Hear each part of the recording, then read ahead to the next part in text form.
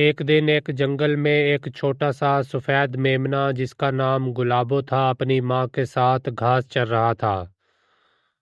گلابو نہایت شرارتی تھا اور ہر وقت ادھر ادھر کھیلتا رہتا تھا۔ اچانک گلابو کو ایک رنگ برنگی تتلی نظر آئی۔ تتلی کو پکڑنے کے شوق میں وہ اپنی ماں سے دور چلا گیا۔ جب گلابو نے پیچھے مڑ کر دیکھا تو اسے اپنی ماں کہیں بھی نظر نہ آئی۔ وہ خوف زدہ ہو گیا۔ جنگل کے بڑے بڑے درخت اور ان کے درمیان پھیلی خاموشی نے گلابو کو اور بھی زیادہ ڈرا دیا اور وہ زور زور سے رونے لگا۔ گلابو کی سسکیاں سن کر جنگل کے ایک کونے سے ایک بڑا کالا بھالو آیا۔ اس کا چہرہ نرم اور مہربان تھا۔ بھالو نے گلابو سے پوچھا، ارے ننھے میمنے، تم یہاں اکیلے کیوں رو رہے ہو؟ گلابو نے کانپتے ہوئے کہا، میں اپنی ماں سے بچھڑ گیا ہوں۔ کالے بھالو نے مسکرا کر کہا، گھبراؤ مت، میں تمہاری مدد کروں گا۔ کالے بھالو نے گلابو کو تسلی دی اور کہا، آؤ میری پیٹھ پر بیٹھ جاؤ، ہم مل کر تمہاری ماں کو ڈھونڈیں گے۔ گلابو پہلے تو ڈرا لیکن بھالو کی نرمی دیکھ کر اس پر اعتماد کر لیا۔ وہ آہستہ سے بھالو کی پیٹھ پر چڑھ گیا۔ بھالو نے کہا، بس مضبوطی سے پکڑ لو، ہم جلدی ہی اپنی منزل پر پہنچ جائیں گے۔ کالا بھالو گلابو کو لے کر جنگل کے گہرے راستوں پر چلنے لگا۔ راستے میں گلابو نے رنگ برنگے پرندے دیکھے، ہرے بھرے کھیتوں کے بیچ سے جھانکتی دھوپ کو محسوس کیا اور بھالو کی کہانیاں بھی سنی۔ گلابو نے خوش ہو کر کہا، بھالو بھائی، آپ تو بہت اچھے ہیں۔ بھالو نے جواب دیا، دوست ہمیشہ ایک دوسرے کی مدد کرتے ہیں۔ راستے میں اچانک ایک تیز ترار لومڑی ان کے سامنے آ گئی۔ لومڑی نے گلابو کو دیکھا اور کہا، یہ میمنا تو میرا آج ناشتہ ہوگا۔ گلابو خوفزدہ ہو کر بھالو کی پیٹھ کے پیچھے چھپ گیا۔ کالے بھالو نے غصے سے کہا، یہ میمنا میرا دوست ہے، اگر تم نے اسے کسی قسم کا بھی نقصان پہنچانے کی کوشش کی تو تمہیں میرے غضب کا سامنا کرنا پڑے گا۔ لومڑی نے ہنس کر کہا، میں دیکھتی ہوں کہ تم مجھے کیسے روکتے ہو۔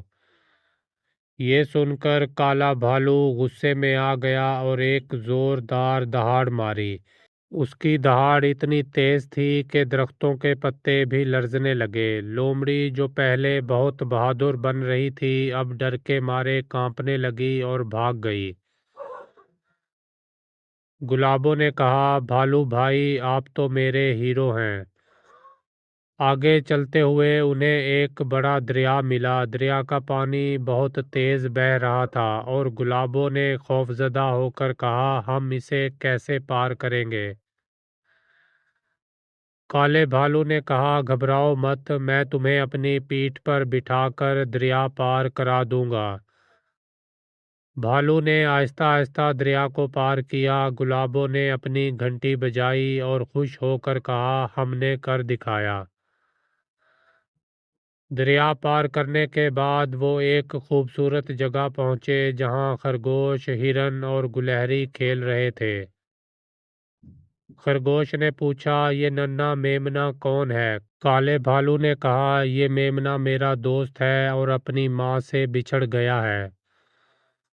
سب جانوروں نے گلابو کو تسلی دی اور کہا، ہم سب تمہاری ماں کو ڈھونڈنے میں تمہاری مدد کریں گے۔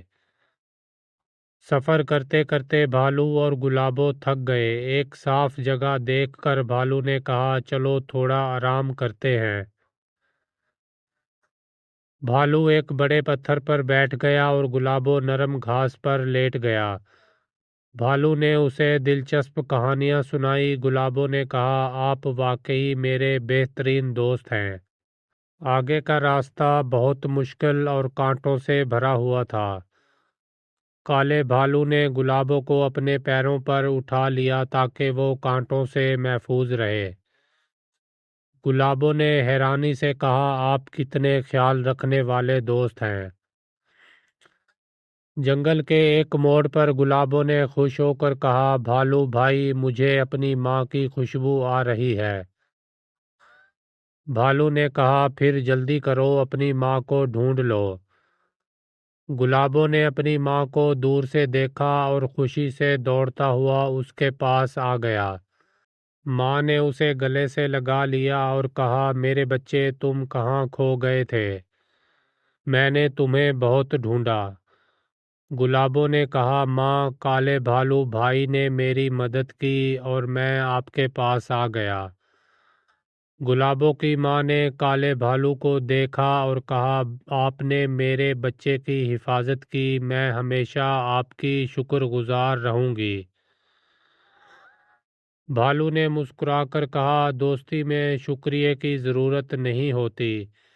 جنگل کے سب جانور جمع ہوئے اور مل کر ایک خوبصورت جشن منایا۔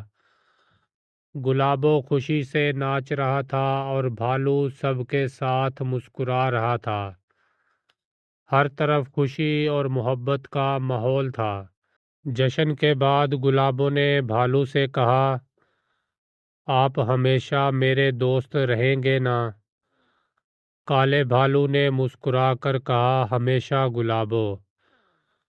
دونوں نے وعدہ کیا کہ وہ ہمیشہ ایک دوسرے کی مدد کریں گے۔